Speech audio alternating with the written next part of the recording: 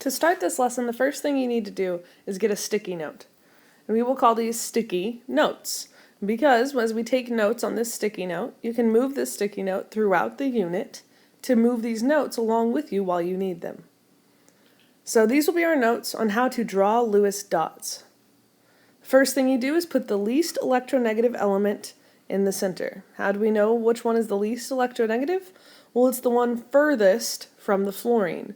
Fluorine is our most electronegative element. Next, use a single bond to place each of the outside elements around the central element. We call it a central element, so we put the outside elements on the outside. Next, fill the octet of each of the outside elements. Well, if they're on the outside, they're the most electronegative, and if they're the most electronegative, they are the most able to attract electrons to themselves. They will fill their octet first. At this point, you need to pause and count all of your valence electrons.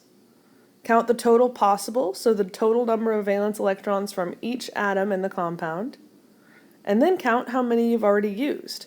For every single bond, there's 2 valence electrons. For a double bond, that's 4. For a triple bond, that's 6. And each lone pair around each element is another 2. Now, if you have extras left, put them in the center. They're going to be evenly pulled by all of the outside elements and therefore be held in the center.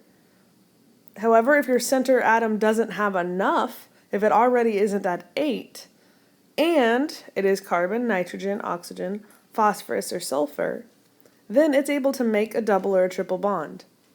It will make these double and triple bonds until it has 8 total valence electrons. If the element is not a carbon, nitrogen, oxygen, phosphorus, or sulfur, it can't make double or triple bonds and will just have to have less than 8 valence electrons. The ones on the outside were the most electronegative and therefore have first dibs on those electrons. So let's apply these notes to today's lesson. So we're on page 83, and my instructions say first to fill in the missing information on the chart. So it's talking about the chart here. So let's do it. We have carbon, and the first question is how many protons does it have? You look at your periodic table and you see that carbon has 6 protons. It doesn't say that it's an ion, so its number of protons and electrons are equal. So it has 6 electrons. Now it asks for its number of valence electrons, so you look at the number for that family. It is in the 4A family, so it has 4 valence electrons. How many does it need to fill its outer shell? Well, it's at 4, and outer shell wants 8, so it needs to add or lose 4 valence electrons. Continue filling out the table using this same strategy. To continue for the rest of the page, we're going to want you to draw Lewis dots for each of the elements, and then draw the entire Lewis dot structure. Draw the formula and the name. So the first one is very simple. 1 hydrogen and 1 hydrogen. Follow the steps here. I'm going to do B with you. For B, we have 1 oxygen plus another oxygen. So my formula is O2, 2 oxygens. I do a Lewis dot for each of the elements. So I have 2 oxygens, each of which has 6 valence electrons. I know that because I look at its family number, which is 6A. So each of which has 6 valence electrons. Now I can do the Lewis dot structure. Now if you notice that our sticky note talks about having a central atom, well, when you only have 2, there's not really a central atom. So we can skip that step. So we have our 2 oxygens with a single bond between them. Then we fill the octet of the outside elements. 1, 2, 3, 4, 5, 6, and 2 in the bond. 1, 2, 3, 4, 5, 6, and there's already 2 in the bond. So each one of these has a full octet. However, you can't skip the next step where we count our total number of valence electrons. I only started out with 1, 2, 3, 4, 5, 6, 7, 8, 9, 10, 11, 12. I could have done that without drawing them out by knowing that oxygen has 6 plus 6 equals 12. I had 12 total valence electrons that I could play with. So there can only be 12 valence electrons here. If it had gained 2 electrons, it would have a charge. So right now I have 1, 2, 3, 4, 5, 6, 7, 8, 9, 10, 11, 12, 13, 14. That's not going to work. That's too many electrons. I didn't gain electrons, or it would have told me that I have a 2 negative charge for this compound. So instead I have to get rid of 2 of these electrons, which gives me this. Now, I look to see if everyone's satisfied with their octets. 1, 2, 3, 4, 5, 6. This won't work for this oxygen. So that's what applies to our final step from our sticky note. If the atom is a C, N, O, P, or S, it can make double or triple bonds till it has 8 valence electrons. This oxygen is an oxygen, it is an O, so it can make a double or a triple bond. So we can put a double bond between the 2 of these, and now I have 2, 4, 6, 8 on this one, 2, 4, 6, 8 on this one. They're both satisfied with an octet, and this is a correct Lewis structure. The molecular name then would be di, because this is covalent, 2 nonmetals, dioxygen, dioxide. Change the end to "ide." I'll go ahead and do the hardest one on the page with you to really bring these notes home. Let's go to the very bottom one and bring our sticky note with us. So we have a very large molecule here. 2 carbons, 4 hydrogens, and 2 bromines. That would give me a formula of C2, H4, Br2. First step, draw the Lewis dot for each one of these.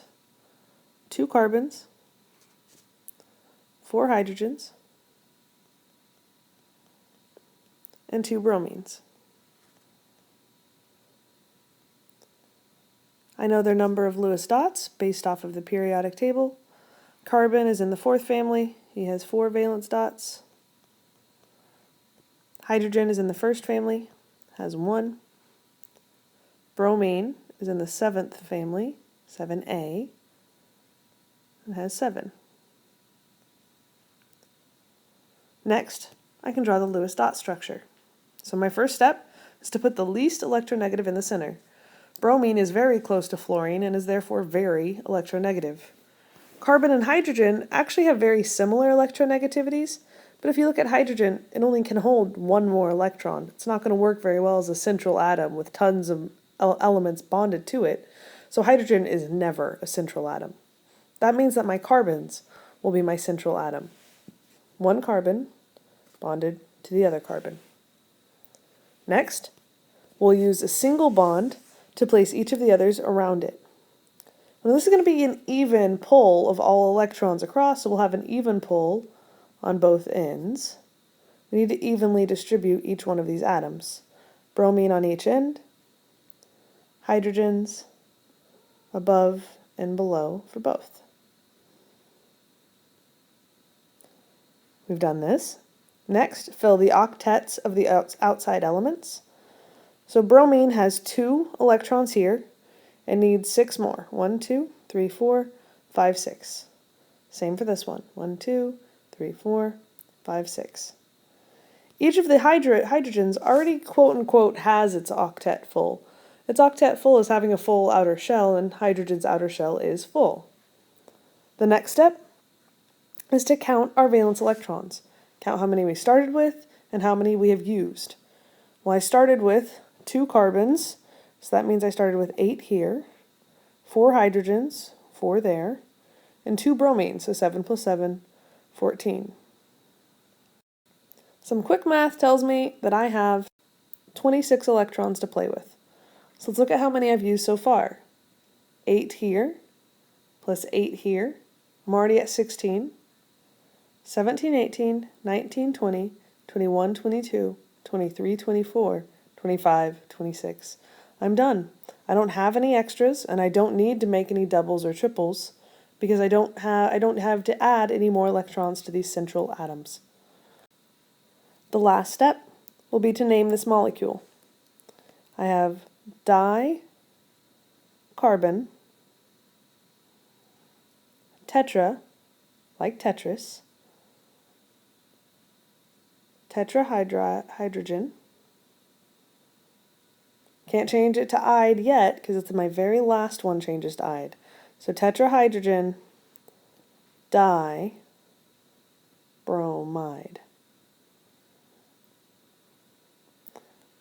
Very long name for a very long molecule.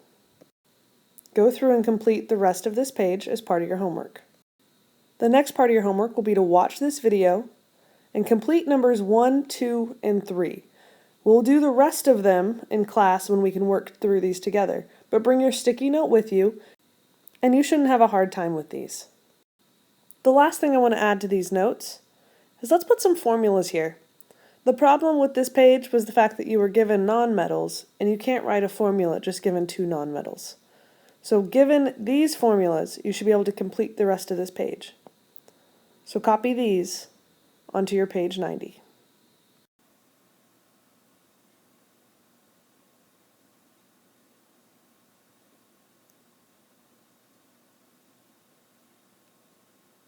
Remember, if you struggle with any of these concepts, make sure you come to tutorials and ask questions on Edmodo.